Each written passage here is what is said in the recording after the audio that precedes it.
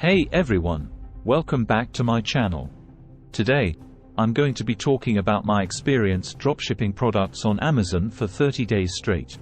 If you're not familiar, dropshipping is a retail business model where you sell products but don't actually keep an inventory. Instead, you purchase items from a third party as orders come in. I decided I wanted to give dropshipping a try after hearing so much about it from other YouTubers and people online. Amazon seemed like the perfect platform since it already has a huge customer base. So I set myself a 30-day challenge to see if I could actually make any money by dropshipping products on Amazon. In this video, I'll take you through everything I tried, the mistakes I made, and whether it's actually viable to make money this way. Stick around till the end when I reveal just how much I earned. Selecting products to sell. The very first thing I had to do was pick products that would hopefully sell well on Amazon. This part can make or break your success with dropshipping. I decided to focus on generic accessories and tech products. Things like phone cases, chargers, cables, and selfie sticks. These types of impulse buy items tend to sell well because they're relatively affordable. I used tools like Jungle Scout to assess demand and sales history. I looked for products with steady monthly sales between 100,500 units that had decent reviews. Beyond sales data, I also tried to choose inexpensive products so I could make a decent profit margin after Amazon's fees. Listing products. Once I identified some potential winners, I had to create listings and get them up on Amazon.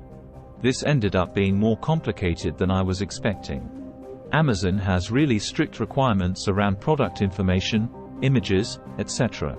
I ran into issues getting my listings approved, and it took way more tweaking than I imagined. Beyond just basic info, Amazon wants SKUs, UPCs, high-res photos, and more. Since I didn't have the actual products on hand, it was tough scrambled to put all these listing details together. It involved a lot of back and forth with my supplier to get the specifics Amazon demanded. After almost a week of troubleshooting, I finally got 10 products successfully listed and ready to sell. Driving traffic and sales. Of course, just listing products is only a small piece of the puzzle. The next challenge was actually driving traffic and getting sales for my new dropshipping business. This was probably my biggest struggle throughout the entire 30-day experiment. Amazon does feature new products, but without reviews, it's hard to stand out. I also didn't have an advertising budget yet. So essentially I had to rely fully on organic traffic. For the most part, this meant I made just a handful of sales per week. Some products did better than others, but it was slow across the board. Order fulfillment and shipping. As a few sales did trickle in though, I got to put my supply chain logistics to the test. Like most dropshippers, I relied on a third-party supplier to fulfill my orders.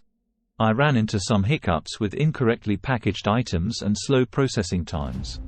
When you don't have hands-on control, mistakes and delays can happen. I also wasn't making enough sales to qualify for free shipping. So cutting into my profits to cover shipping costs became frustrating. Between supplier issues and low order volume, fulfillment and shipping ended up being a pretty poor experience. Seller account restrictions. About 15 days into my experiment, things took an unexpected turn. I opened up my Seller Central account one morning to a notice that my selling privileges were suspended. Apparently there was an issue with one of my listings that Amazon didn't adequately explain. All I knew is that none of my listings were available and I could no longer ship out existing orders. I tried numerous times to contact Amazon support to resolve the problem. But after almost 2 weeks, I still had no access and no real answers on when I'd be reinstated. At that point, with only a couple weeks left in my experiment timeline, I made the call to scrap Amazon altogether. Luckily, restrictions will be lifted after 90 days per Amazon's policies. But needless to say, account suspensions pose a major problem for daily dropshipping. And Amazon doesn't make it easy to navigate. My total earnings after 30 days. So after a chaotic month of Amazon dropshipping filled with ups and downs, let's get into the big reveal.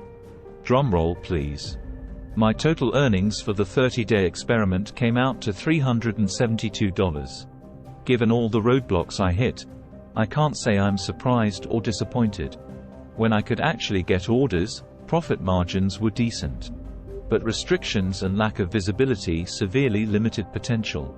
Expenses also cut into that total with product costs, Amazon fees, and shipping. So overall, I walked away with about $250 in net profit.